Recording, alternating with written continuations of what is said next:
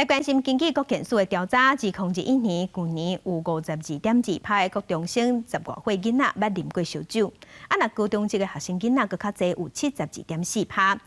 若阿未18岁袂使买烧酒，高中生的酒倒位来？经济调查大部分拢是厝内人提供互因的。国健署就表示，少年家就开始啉酒，安尼成年了后，对酒精的依赖程度可能会增加，嘛影响健康。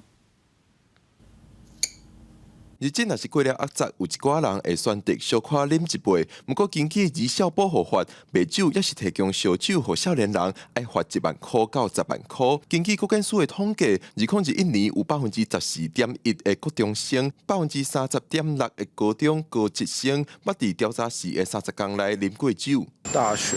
成年了，成年之前有喝过酒。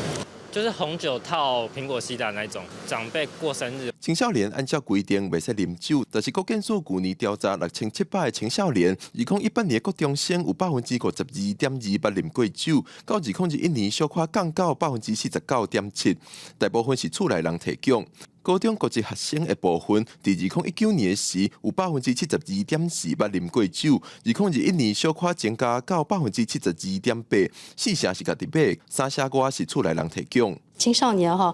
可能有时候为了社交上的需要啦或者是同侪的一些影响，14岁以前如果就已经开始有饮酒的人，跟20岁以后才饮酒的人，他的酒精的这个成瘾的程度是4倍。往后的生活中比较容易会发生，就是酒精所导致的一些心理健康啊，或者是一些神经认知或者是一些危险行为的问题。国健署呼吁家长甲老师要更加关心学生，会使主动甲因开讲了解生活状况，互因了解啉酒可能造成的危害，嘛避免出入有机会啉酒的场合。记者郭文祥随台北报道。